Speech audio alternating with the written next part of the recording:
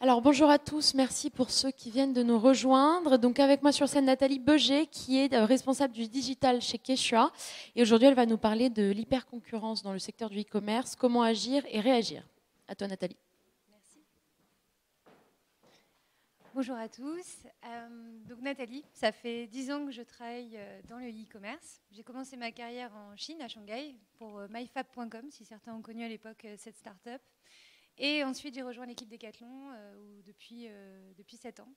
Et je travaille toujours sur la digitalisation de nos offres, de nos discours, l'omni-commerce et aussi évidemment le e-commerce. Il y a 6 mois, quand on a préparé ce salon, je me suis posé la question sur qu'est-ce que je pouvais proposer comme sujet. Et je me suis dit, quel est le caillou que j'ai sans cesse quand je vais bosser le matin concernant mon métier et qui revient à chaque fois dans pas mal de sujets. Et en fait, ce caillou, c'est l'hyperconcurrence, en fait. L'hyperconcurrence, c'est-à-dire toute cette concurrence contre qui je me bats chaque jour pour gagner ma vente en e-commerce.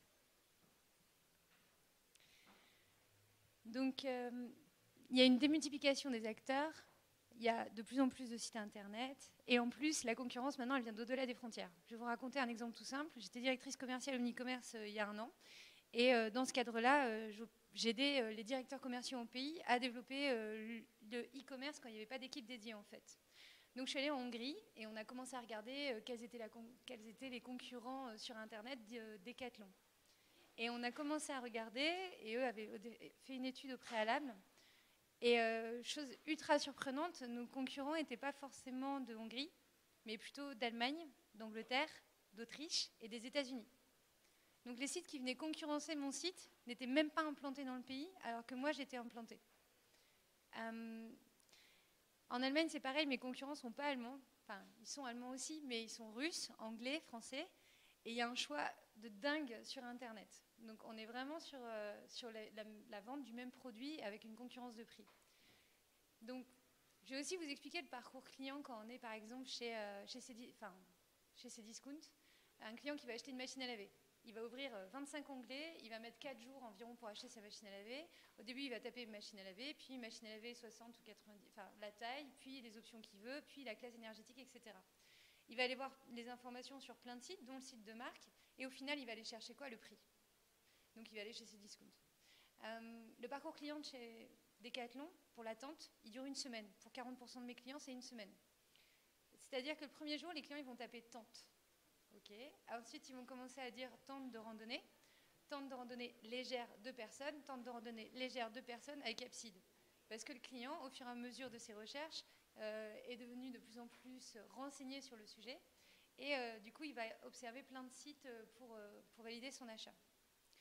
Un dernier parcours client qui est ultra intéressant, c'est le parcours client de quand je vais acheter un ski. Et là, vous allez voir que selon notre business model et le produit qu'on vend, il est toujours différent. Le parcours client de quelqu'un qui va acheter un ski, il va d'abord se renseigner sur le site de marque, donc Salomon, Dynastar, etc. Et ensuite, il va aller chercher le moins cher. Et là, mon concurrent le plus gros, c'est Conrad. Et il livre depuis Conrad, mais basé en Allemagne. C'est eux qui ont les meilleurs prix. En plus, ils livrent en moins de 48 heures. Donc, je perds le client à la fin à cause du prix. Donc ça, ce sont les différents parcours clients. Et on sent quand même qu'il y a un immense choix sur Internet. Et on va se battre sur la livraison et le prix. Il y a aussi, dans l'hyperconcurrence, forcément, quand j'ai écrit cette presse, il y avait Amazon dans ma tête. Je ne sais pas si vous aviez pensé aussi en voyant le thème de cette conférence. Mais Amazon, ils ont réussi à développer chez le consommateur un incroyable réflexe conditionné. C'est-à-dire, quand on va me parler d'un bouquin, mon réflexe, c'est aller chercher sur Amazon. Je sais que 24 heures après, il est livré chez moi. Quand on va me parler d'un produit ultra précis, mon réflexe, c'est je ne vais pas aller chercher la marque, un discours, etc. Je sais ce que je veux acheter, je vais chercher Amazon. Donc se battre contre un mastodonte qui fait 100 milliards de dollars de chiffre d'affaires, qui a un business model sous perfusion, ça ne va pas être à la portée de tous. On voit Fnac Darty, le lien qu'ils ont créé pour aller se battre contre Amazon. Cdiscount aussi qui devient de plus en plus fort. Voilà, sa force à Amazon, c'est ce que j'ai mis là, c'est peut-être un peu flou. Mais quand je tape tente sur Amazon, j'ai 55 000 références de tente. Et quand je tape tente dans la catégorie camping, on tombe sur 11 000 références. j'en ai 50. Donc, en plus, au-delà de Amazon, il y a maintenant les marketplaces. Donc, mes concurrents sont La Redoute, la Fnac. Et en plus des marketplaces, j'ai encore des nouveaux concurrents qui sont H&M et Lidl, qui lancent leur marque de sport. Donc, comment je réagis face à tout ça, qui est un peu anxiogène quand même dans mon métier? Je veux me faire une place dans cet écosystème, sur Internet. Du coup, j'ai cherché les clés. J'ai cherché les clés, je suis revenue à la genèse de la création de Decathlon, au basique. C'est-à-dire, je me suis dit, quelles sont mes forces? Enfin, j'ai regardé quelles étaient les forces de Decathlon, les gens qui l'ont créé, et aussi quel était mon business model. Puis j'ai regardé, j'ai placé finalement, j'ai fait mon saut et j'ai placé les différents acteurs du marché. Et du coup, j'ai regardé aussi mes concurrents. Decathlon, mon business model, comme ça. Decathlon, mon business model, c'est de répondre à un conçu pour en apportant une offre produit avec le meilleur rapport valeur-prix. Je m'explique. Tous mes produits répondent à un besoin. Mes 50 tentes couvrent 100% des besoins du randonneur en montagne. Elles ne vont pas couvrir un besoin de je campe dans mon jardin, je campe à la plage, ce genre de choses. Je réponds à un besoin ultra précis. Le meilleur rapport valeur-prix, c'est-à-dire que pour le prix le plus accessible pour mon client, je vais mettre un maximum de valeur dans mon produit. En fait, ça c'est ma force, à moi. Donc j'ai un ADN super fort. Mon ADN, c'est rendre le plaisir du sport accessible à chacun dans le monde. C'est super fort comme phrase, parce que ça conditionne 100% de mes actions. 100% de mes actions, donc dans cet ADN, on va retrouver par exemple les actions autour du client, autour de la qualité et autour du prix. Donc sur le client, la qualité et le prix, ce sont mes forces, c'est mon ADN. Je le retranscris dans mes actions chaque jour. Et du coup, mon but, c'est d'être le meilleur là-dessus.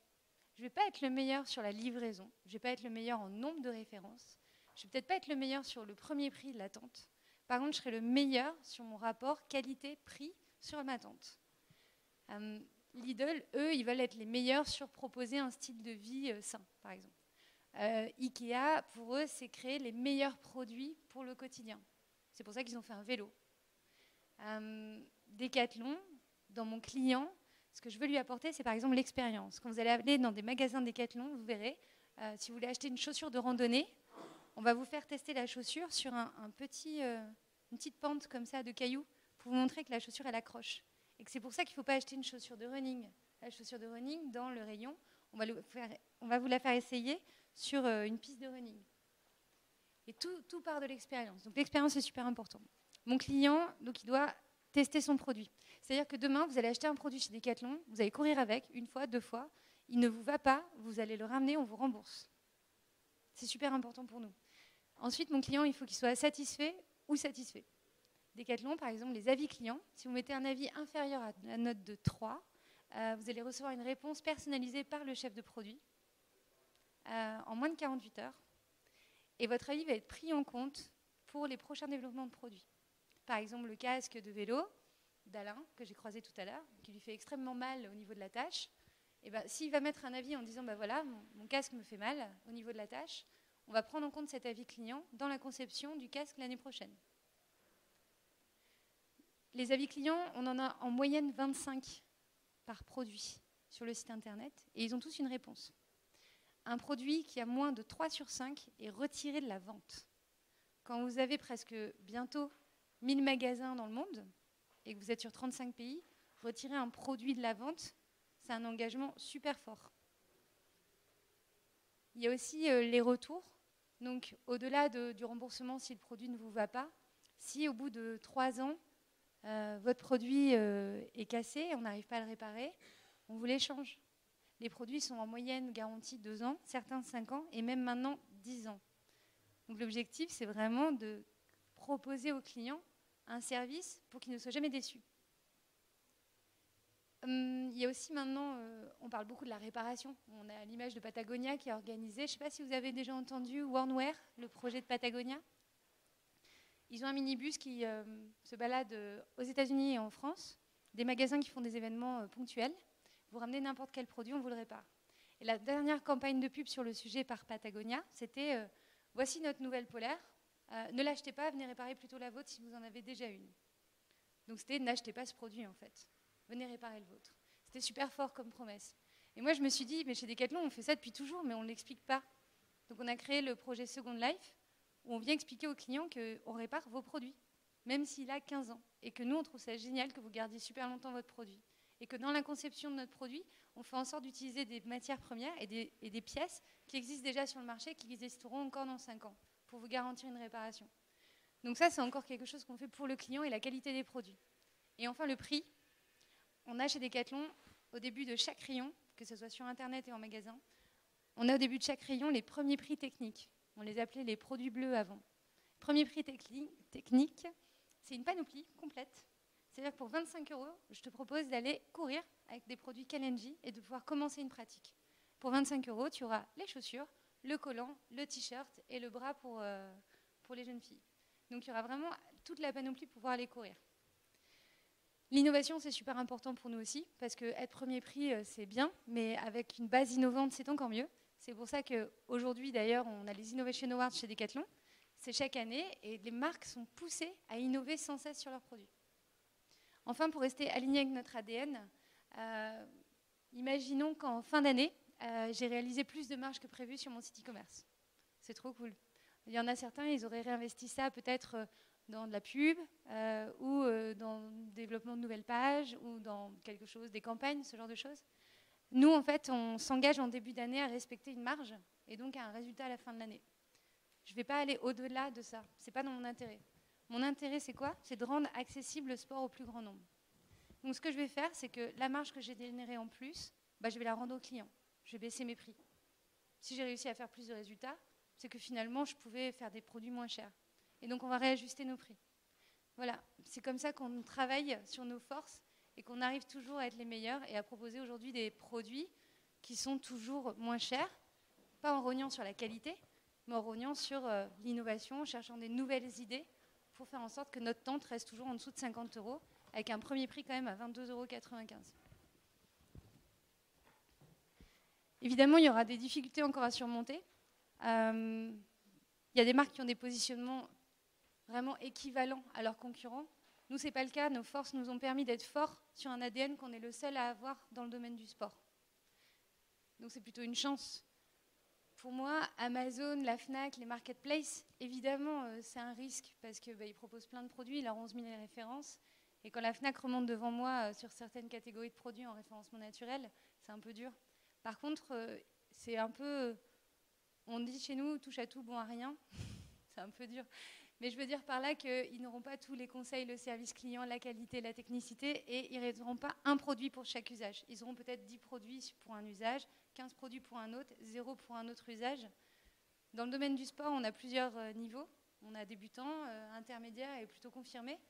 L'idée, ce n'est pas de répondre avec une offre trop large. L'idée, c'est de répondre avec le meilleur produit pour rendre accessible cette pratique. Donc Decathlon, c'est conseils, technicité, offre. On comprend la montée en gamme en fait sur le site. Et ça, c'est super important. Donc si avec 50 produits, je peux avoir 100% de couverture du sport, je garde mes 50 produits, je n'irai pas en faire 70, même si j'ai la capacité d'en faire 70. Et si même je peux les baisser à 40 produits, je le ferai. Parce que si je baisse mon nombre de super modèles, et à la fin, l'argent que j'aurais économisé, pareil, je pourrais le rendre au client encore une fois. On est très proche de nos clients, on est vraiment une communauté de sportifs chez Decathlon. Donc on est vraiment en train de créer ça et pour nous c'est super important. Si vous voulez quand même fighter sur Amazon, il y a des choses sur lesquelles il y a encore de la place à prendre.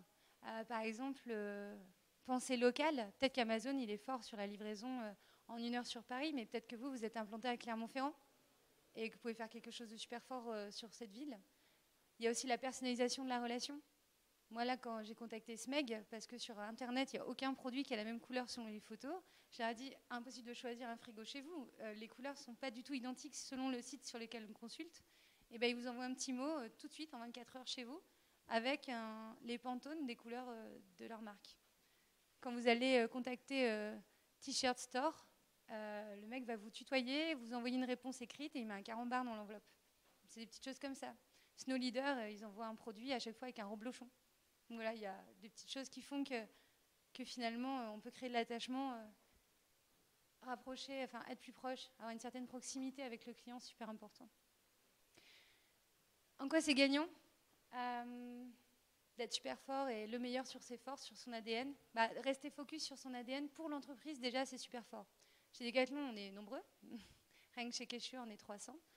Donc tous les matins, quand on vient travailler, si on n'a pas clairement dans notre tête cette phrase qui me dit aujourd'hui, je viens rendre le sport accessible à tous, finalement, je peux me perdre dans mes actions. Je peux dépenser des sous sur des projets qui ne répondent pas vraiment à un objectif clair. Donc ce qui est bien, c'est qu'on partage tous cet objectif long terme. Et après, on écrit nous-mêmes nos stratégies court et moyen terme. Pour les collaborateurs, on navigue alors dans le même sens. Donc on est super fort au final. On répond tous à la même problématique. En quoi c'est gagnant pour le client ? On se bat tous les jours pour gagner justement cette vente sur Internet. Si on se bat toujours avec le même message, je pense à Volkswagen qui a le même message depuis toujours, je pense à Decathlon évidemment qui a le même message aussi depuis toujours, et au final le message sera de plus en plus clair parce que je vais le marteler d'année en année et le client le comprendra bien et au mesure des années évidemment l'investissement va être forcément bénéfique. Enfin, s'il y a un message à retenir, si moi d'après ma petite expérience chez Decathlon et même chez MyFab, s'il y a un message que je retiens, c'est chaque jour quand je vais bosser, je connais l'ADN de Decathlon, je sais pourquoi j'y vais, je réponds toujours à la même problématique, comment rendre le sport accessible au plus grand nombre partout dans le monde. Et en fait, vu que c'est partagé avec le client, c'est partagé avec tout le monde, c'est super simple derrière d'appliquer mes stratégies. J'ai un cadre super bien défini. En plus, avec les réseaux sociaux, etc., maintenant, on est complètement transparent. On est obligé à une certaine transparence qu'on n'avait pas forcément avant. Il y a certaines boîtes qui inventent encore un ADN qui ne correspond pas vraiment à ce qu'elle est vraiment, qui ne correspond pas à ce qu'elle est vraiment. Donc je pense qu'aujourd'hui, il faut être transparent avec son client, avoir les pieds bien enracinés, être fort sur ses valeurs fortes. Et si ce n'est pas le cas, il faut trouver absolument quelles sont les forces, l'ADN, poser une problématique et y répondre chaque jour pour accentuer ses forces. Est-ce qu'il y a des questions pour Nathalie ? Alors parlez bien dans le micro parce que c'est comme ça qu'on enregistre en fait. Merci beaucoup. Pardon si jamais vous l'avez dit, mais donc c'est hyper clair. Je me demandais juste du coup comment est-ce qu'on émerge quand même en communication, c'est-à-dire qu'il y a quand même un enjeu d'acquisition de trafic, au-delà d'apporter une expérience client très claire sur les gens qui nous connaissent déjà. Comment on se fait connaître dans cette espèce d'océan de marques sur le digital, quoi. C'est une excellente question. Quand j'écris mon budget en début d'année, dans tous les cas, j'ai un budget pour l'acquisition de trafic. La chance que j'ai, que j'aurai peut-être pas demain, c'est que travaillant chez Decathlon, les 2/3 de mon trafic sont du référencement naturel. Donc évidemment, derrière, on fait plutôt de l'optimisation, mais on travaille beaucoup le référencement naturel. Par contre, j'ai un budget d'acquisition de trafic et les équipes communication de chaque marque ont également un budget plutôt d'acquisition de trafic sans indicateur de performance basé sur le chiffre d'affaires. Eux, ils ont un indicateur de performance basé sur le nombre de vues. Les marques passion sont animées sur un nombre de vues. Un site e-commerce est animé sur un chiffre d'affaires. Donc les deux ensemble font que... Est-ce qu'il y a d'autres questions ?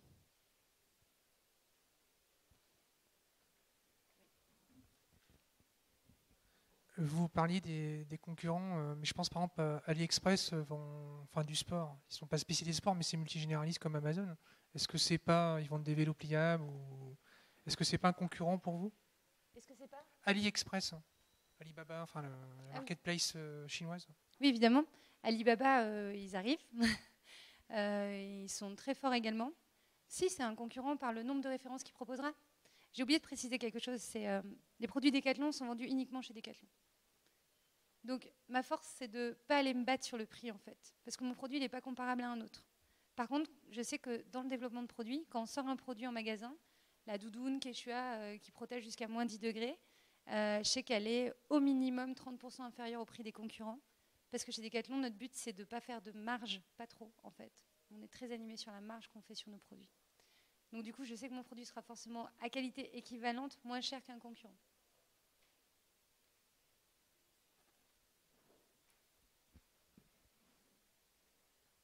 D'autres questions ? Merci Nathalie.